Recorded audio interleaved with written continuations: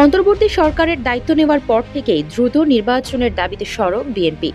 সব ধরনের কর্মসূচিতে এই দাবি উত্থাপন করতে ভোলেনি দলটির নেতারা। এরই মাঝে জুলাই গণঅভ্যুত্থানের নেতৃত্বে থাকা ছাত্রনেতাদের দল গঠনে আরও নড়ে চড়ে বসেছে বিএনপি। ঘরোয়া আয়োজন ছেড়ে নির্বাচন ইস্যুতে সরকারকে চাপে রাখতে নতুন করে রাজপথে ফিরছে দলটি। এবার ন্যূনতম সংস্কার শেষে দ্রুত জাতীয় নির্বাচন দেওয়া হবে বলে আশাবাদ ব্যক্ত করেছেন দলটির মহাসচিব মির্জা ফখরুল ইসলাম আলমগীর। তিনি বলেছেন, খুব দ্রুত এই সংস্কারের বিষয়ে ন্যূনতম যে ঐক্যমত্য তৈরি হবে সেটার উপর ভিত্তি করে অতি দ্রুত জাতীয় নির্বাচন অনুষ্ঠিত হবে, এমনটাই আশা তার। ফরেন সার্ভিস একাডেমিতে জাতীয় ঐক্যমত্য কমিশনের বৈঠক শেষে বেরিয়ে মির্জা ফখরুল ইসলাম আলমগীর সাংবাদিকদের একথা বলেন। শনিবার বেলা ৩টার কিছু পরে দেশের ২৬টি রাজনৈতিক দল ও জোটের প্রতিনিধিদের নিয়ে ঐক্যমত্য কমিশনে এই বৈঠক অনুষ্ঠিত হয়। এতে সভাপতিত্ব করেন অন্তর্বর্তী সরকারের প্রধান উপদেষ্টা অধ্যাপক মোহাম্মদ ইউনূস।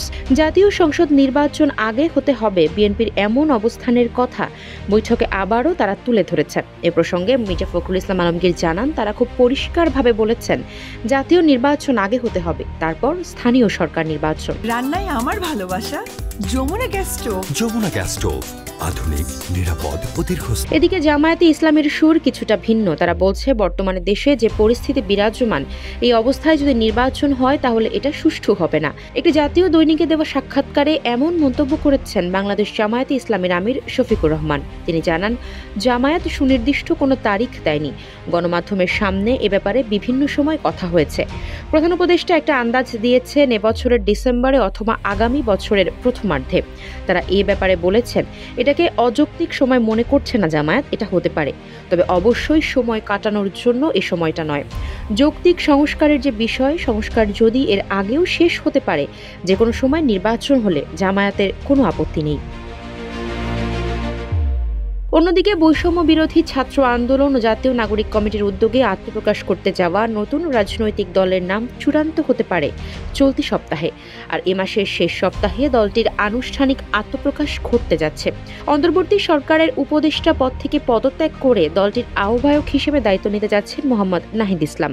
তবে নতুন দলের দ্বিতীয় শীর্ষ সদস্য সচিব পদে কে আসছেন তা এখনও চূড়ান্ত হয়নি। এই পদের জন্য আলোচনায় রয়েছেন জাতীয় নাগরিক কমিটির আহ্বায়ক নাসিরউদ্দিন পাটোয়ারি, সদস্য সচিব আক্তার হোসেন এবং মুখ্য সংগঠক সার্জিস আলম। জাতীয় নাগরিক কমিটির নেতৃস্থানীয় দুজন নেতার নাম না প্রকাশ করার শর্তে একটি সংবাদ মাধ্যমকে জানিয়েছেন, উপদেষ্টার পদ ছেড়ে নাহিদ ইসলাম নতুন দলের দায়িত্ব নিতে যাচ্ছেন। চলতি সপ্তাহ বা তার পরের সপ্তাহে সরকার থেকে তিনি পদত্যাগ করতে পারেন। তবে শিক্ষার্থীদের প্রতিনিধি হিসেবে সরকারে থাকছেন মাহফুজ আলম ও আসিফ মাহমুদ সজীব ভুইয়া। তারা এখনই নতুন দলে যোগ দিচ্ছেন না।